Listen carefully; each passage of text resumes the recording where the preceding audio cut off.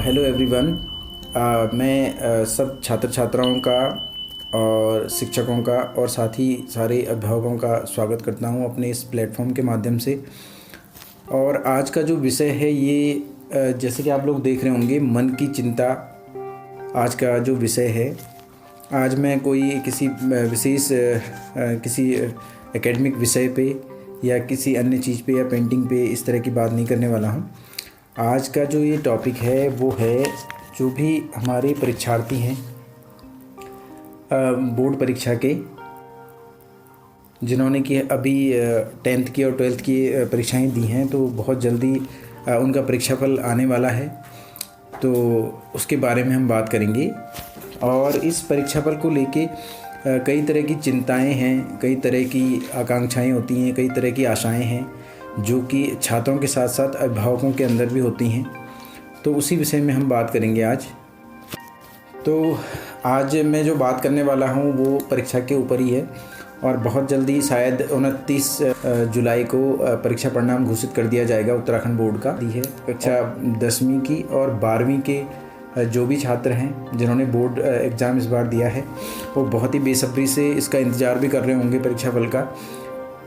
तो आज जो मैं बात आपसे शेयर करने वाला हूँ वो ये है कि परीक्षा परिणाम को लेके जो भी आकांक्षाएं, जो भी भय हमारे अंदर है या अभिभावकों के अंदर होता है या बच्चों के अंदर होता है, और उस भय से हमें दूर रहना है। और इस तरह का किसी भी प्रकार का डर रखने की कोई आवश्यकता नहीं है किसी को भी। और कोई भी परीक्षा परिणाम किसी भी छात्र का भविष्य तय नहीं कर सकता। तो उसके लिए जो सबसे ज़रूरी चीज़ें हैं जो मैं बताने वाला हूँ आपको, अभिभावकों के लिए खासकर और छात्रों के लिए भी। शिक्षा की जो प्रक्रिया है उसके 3 जो धुरी हैं, जो 3 आधार स्तंभ हैं, उसमें शिक्षक, छात्र और अभिभावक, इन तीनों का बहुत ही अहम रोल है। और एक छात्र को हमेशा इस बात का ध्यान रखना है कि कभी भी इस तरह का तनाव अपने मन में नहीं रखना है कि कोई अब मेरा हाई स्कूल का परीक्षा फल आने वाला है या इंटर का आने वाला है। तो अक्सर ये भय रहता है बच्चों में कि कैसे हमारे मार्क्स आएंगे, किस तरह से आगे, अगर मुझे साइंस स्ट्रीम लेनी है या आर्ट्स लेनी है या जो भी कॉमर्स स्ट्रीम लेनी है, तो उसमें मुझे एडमिशन मिल पाएगा कि नहीं मिल पाएगा। तो इस तरह के कई तरह की डर और उनके मन के अंदर होते हैं। तो ऐसा रखने की आवश्यकता नहीं है। ऐसा सबसे पहली बात तो ये है कि 12th में एडमिशन लेने के लिए 10th पास होना ज़रूरी है केवल। उसमें किसी पर्टिकुलर विषय के मार्क्स से कोई लेना देना नहीं है किसी भी चीज़ का। तो इस तरह का भय तो बिल्कुल भी नहीं रखना है अपने अंदर। और हमेशा आसामान रहना है इस मामले में कि जो भी होगा अच्छा ही होगा। और जब भी परीक्षा परिणाम आता है तो सबसे पहले तो उसके प्रति हमें आशावान रहना है, और अभिभावकों को भी इस बात का ध्यान रखना है कि बच्चों पे अनावश्यक बोझ न डालें हों, और उनसे प्रेम से बात करें, उनके साथ अच्छा रवैया रखें और एक अच्छी बॉन्डिंग उनके साथ रखें, और उन्हें किसी भी तरह का दबाव महसूस न होने दें। और उनको अच्छा व्यायाम करने के लिए प्रेरित करें, उनको अच्छे खेल खेलने के लिए प्रेरित करें, और साथ ही अन्य गतिविधियों में भी उनको संलग्न रखें। और पढ़ाई तो साथ साथ चलती ही रहेगी। तो इस तरह से असफलता कोई गुनाह नहीं है, एक बात हमेशा ध्यान रखना है। तो असफल होना कोई बहुत बड़ी बात नहीं है। असफलता ही सफलता की पहली सीढ़ी होती है, और उसमें आपने लोगों ने प्रयास करते रहना है।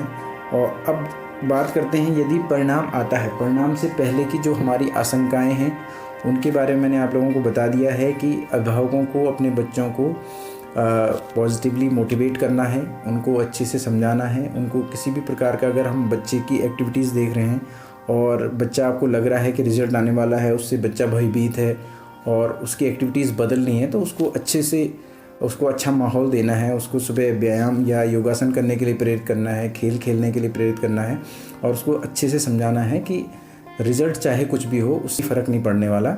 और उसके बाद भी प्रयास, अब ऐसा तो है नहीं कि लाइफ में केवल एक ही बार हाई स्कूल का एग्ज़ाम होगा या लाइफ में एक ही बार केवल इंटर का एग्ज़ाम होगा। तो एग्ज़ाम तो हर साल होते रहते हैं, और उसको मोटिवेट करना है कि फिर से अगर कुछ ऐसा होता भी है तो उसके लिए भी उसे ये बोलना है कि ऐसी कोई बहुत बड़ी बात नहीं है, दोबारा प्रयास करके उससे भी बेहतर रिज़ल्ट पाया जा सकता है। और कई बार ये हो सकता है कि माना रिज़ल्ट अपेक्षानुसार है तो फिर तो कोई दिक्कत ही नहीं है, ठीक है, सब बढ़िया है। उसको और आगे के लिए मोटिवेट करना है। अपेक्षा से बढ़कर है तो यानी कि हो सकता है उसके आंकलन में कोई समस्या हुई हो, तो अपेक्षा से अगर बढ़कर है तो अपेक्षा से बढ़कर अगर परिणाम आता है तो उसके लिए आने वाली संभावनाओं को हम देख सकते हैं कि कौन सी संभावनाएं हो सकती हैं। और अपेक्षा के प्रतिकूल भी यदि परिणाम रहता है तो उससे भी घबराने की आवश्यकता, यदि परिणाम अपेक्षा के प्रतिकूल भी रहता है तो उससे बिल्कुल भी घबराने की आवश्यकता आप लोगों को नहीं है। और इस तरह से बच्चे के मन में ये बात बिठानी है कि एक रिज़ल्ट उसका भविष्य तय नहीं कर सकता और वो आगे उससे और बेहतर करेगा और उससे भी और बेहतर कर पाएगा, ये उसके मन में डालना है और हमेशा उसको पॉजिटिवली मोटिवेट करना है। शारीरिक और मानसिक स्वास्थ्य के लिए उसकी अलग अलग गतिविधियों में उसको संलग्न करना है, जैसे योगासन, व्यायाम हो सकता है, उसको तरह तरह के खेल हो सकते हैं जिसमें कि बच्चा इन्वॉल्व हो और उसको एक्टिव रखना है, और पढ़ाई के प्रति भी, घर के प्रति भी, सामाजिक कार्यों के प्रति भी, और उसको हमेशा मोटिवेट करना है। ये काम एक शिक्षक के तौर पे हमारे द्वारा भी किया जाता है और अभिभावक के तौर पे अभिभावकों की भी जिम्मेदारी है कि वो भी बच्चे को मोटिवेट करते रहें ताकि वो अच्छे से अच्छा रिजल्ट दे सके। तो इन्हीं सब बातों का ध्यान रखा जाना है।